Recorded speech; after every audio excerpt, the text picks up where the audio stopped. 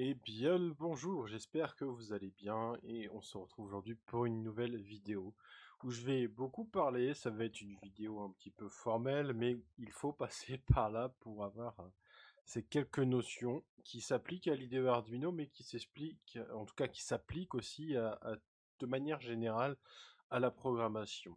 On va voir ce qu'est les variables, quels sont les différents types de variables que vous pourrez rencontrer et surtout à quoi ça sert. Alors, dans l'IDE Arduino et dans tout langage de programmation, il y a les variables. Les variables servent un petit peu comme espace mémoire qui sert à stocker des données, des valeurs, qui sont utilisées dans le ton programme et qui peuvent être modifiées au besoin. Il est important de déclarer une variable en lui donnant et son type et un nom, et une valeur si nécessaire. Il est important de retenir le nom de la variable car dans l'exemple que je viens de donner, var underscore 1 est différent de la variable var majuscule underscore 1 parce que vous avez mis un V majuscule. Il est très important de faire attention car sur des projets conséquents, il est parfois difficile de savoir si on n'a pas fait une erreur là-dedans, surtout sur l'IDE Arduino. Et pour commencer, on va voir quelques bases. On va voir ce que c'est des variables booléennes, donc des booléens, qui sont des variables qui ne peuvent avoir que deux états, 0 ou 1, ou vrai ou faux. Globalement, elles ne peuvent avoir que ces deux états. J'ai rien de plus à dire, en tout cas, sur cette variable. Vous avez les variables de type byte qui peuvent aller de 0 à 255. Je vous ai mis en exemple l'exemple de déclaration. Et une autre variable que vous pourrez aussi rencontrer, c'est une variable integer. Donc les integers sont signés, c'est-à-dire que vous pouvez aller avec des valeurs négatives de moins 32 767 à 32 760 moins 32 768 pardon, à 32 767. Pourquoi? Bonne question. Alors, je vais devoir vous expliquer quand même quelques notions importantes de la programmation. C'est effectivement un byte est composé de 8 bits. Donc ces 8 bits, vous les avez affichés à l'écran et je vous ai donné la valeur de ces bits. Donc, vous avez le bit de poids faible qui se trouve à droite et le bit de poids fort qui se trouve à gauche.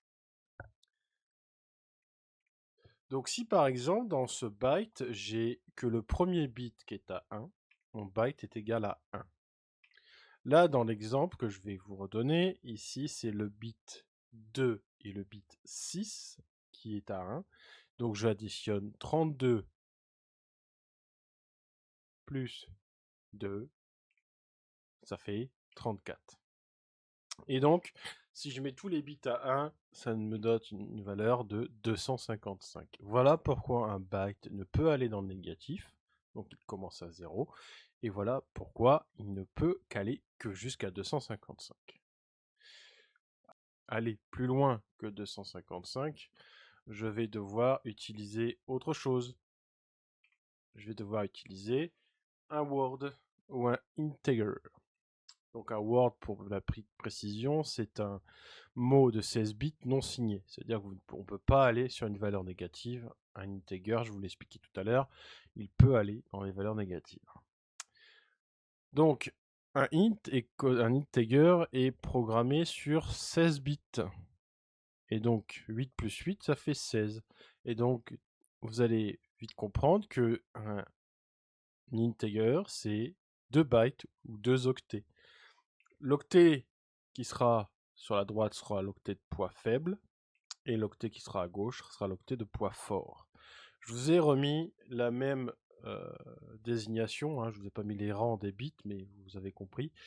Et donc, si vous êtes sur un Word, il n'y a pas de particularité supplémentaire à la valeur. Donc vous allez bien plus loin que les 32 768, hein, on va bien plus loin. Cependant, si vous êtes sur un integer, vous pouvez aller dans le négatif. Et là, pour le coup, ça change légèrement. Et bien, quand vous êtes sur un integer, le dernier bit, c'est le bit de signe. Donc, je vais expliquer cela. Juste en bas, vous avez la valeur 5422. En binaire, je vous l'ai retransformé en décimale. Si je veux mettre moins 5422, eh ben, je vais devoir utiliser le complément à 2 pour pouvoir avoir son inverse en négatif. Pour ce faire, je vais remplacer dans mon binaire de 5422 mes 0 par des 1 et mes 1 par des 0. Jusque-là, vous me suivez. Et on est d'accord que si ici je remets tout exactement comme il faut, ici j'ai un 1. Mais du coup, comme je fais mon décalage à 2, et ben effectivement, je rajoute plus 1. Et ici, mon bit qui est ici arrive ici. Et donc, j'ai bien mon bit ici qui est à 1 qui me dit que je suis sur une valeur négative. Et donc, ici, j'ai bien en binaire moins 5422. Bon, c'est à titre d'information. Je ne vais pas rentrer dans les détails, je ne vais pas vous expliquer plus que ça parce que ça n'a pas trop d'intérêt et que je rentre plus dans les détails. Enfin, il faut juste savoir ça et le connaître. Il existe aussi des longs ou des doubles mots. Donc les longs, c'est effectivement des mots codés en 32 bits. Et donc vous pouvez aller très loin. Évidemment, là, c'est un long qui est signé. Vous avez des longs qui ne sont pas signés. Donc vous pouvez encore aller plus loin dans la valeur positive. Quelque chose que vous allez rencontrer, c'est le float, le réel, notamment pour les remontées de température. C'est comme ça qu'on fait la déclaration. Et pour vous expliquer un petit peu comment on fait à l'intérieur pour savoir si les chiffres à virgule, c'est une donnée qui est codée sur 32 bits. Et vous avez le bit de signe qui se trouve sur le bit de poids fort. Vous avez 8 bits qui servent d'exposant et 23 bits pour la mantis. Je vais vous donner un exemple. J'ai 4,5710. Donc pour avoir, j'ai effectivement dans ma mantis, j'ai une valeur de 45 710.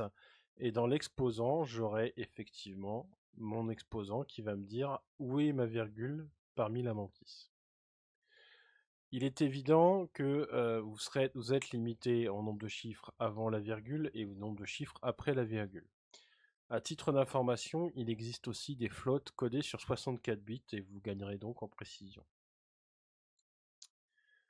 Maintenant, vous allez me dire, je veux écrire des choses. Je veux pas que mes variables contiennent des chiffres ou des nombres, mais contiennent des lettres. Vous avez les variables char, donc les chaînes de caractères, qui sont effectivement un entier qui peuvent aller de moins 127 à plus 127. Mais la particularité, c'est que ces nombres sont associés à une table ASCII. Donc pour faire la correspondance, il faut prendre une table ASCII. Je vous mettrai dans la barre de description un lien pour une table ASCII. Alors, vous pouvez très facilement voir votre table ASCII, vous l'avez vous-même sur votre clavier. Si par exemple je maintiens la touche Alt 65, j'ai bien un A qui s'affiche ici. Si je fais un Alt 66, j'ai un B, Alt 67 ici, et si je fais un Alt 45, il ne trouve pas, il prendra 48, Alt 48. Bon, il m'a mis des choses un peu bizarres, mais globalement Alt 22, voilà, il me met égal, allez. Donc ce sont des caractères que vous retrouvez facilement sur votre table ASCII. Et il est important de prendre la valeur numérique ici pour avoir la lettre, parce que évidemment vous avez d'autres bases de comptage. Je ne vais pas rentrer dans les détails, mais prenez bien la valeur décimale. Vous pouvez avoir des chaînes de caractères à proprement parler sous une variable string, et c'est souvent ce qu'on utilise quand on apprend la programmation et qu'on affiche notre message, notre fameux message Hello World. Il existe aussi des variables qui peuvent être très utiles, c'est ce qu'on appelle les constantes. Alors les constantes ont la même particularité que les variables, sauf que la différence est que ces constantes, on ne peut pas les modifier. C'est-à-dire qu'elles sont en dur dans votre programme et elles ne peuvent pas être modifiées. Il existe aussi des tableaux qui peuvent être utiles. Alors là, je vous montre des tableaux unidirectionnels. Vous avez aussi des tableaux bidirectionnels. Voilà, donc là, ici, par exemple, je viens déclarer un tableau avec 4 valeurs dedans et je viens réutiliser ce tableau-là. Effectivement, donc par exemple, ici, j'ai une LED, je lui ai défini une pin, ici, je lui ai défini une pin, ici, je lui ai défini une pin, ce qui peut vous permettre d'organiser de vous organiser. Voilà. Ça évite de mettre LED 1, LED 2, LED 3, enfin, vous imaginez. Après, chacun fait peu à sa sauce, hein. Un point important aussi, très important, c'est la compatibilité entre les variables. Vous pouvez copier une variable dans une autre, mais il faut qu'elles soient de même type. Si elles ne sont pas de même type, vous devrez penser à une conversion. Alors là, c'est des exemples parmi tant d'autres, mais existe des fonctions qui permettent de convertir des, des, des réels en integer, ce que vous voulez en je ne sais pas quoi. Vous devrez songer parfois à faire des conversions, par exemple à multiplier un réel par 10 pour avoir une précision et retrouver ça sur une integer. Enfin, ouais, globalement, tout ça, euh, il faut penser à la conversion. Bon, j'espère que ça n'a pas été trop long, que j'ai pas été trop rébarbatif, mais c'est des choses qui sont relativement importantes à connaître quand on programme de l'Arduino et dans la programmation en général. On se retrouve très bientôt pour une autre vidéo un petit peu rébarbatif, mais je vous laisse expérimenter un peu l'Arduino. Allez, salut!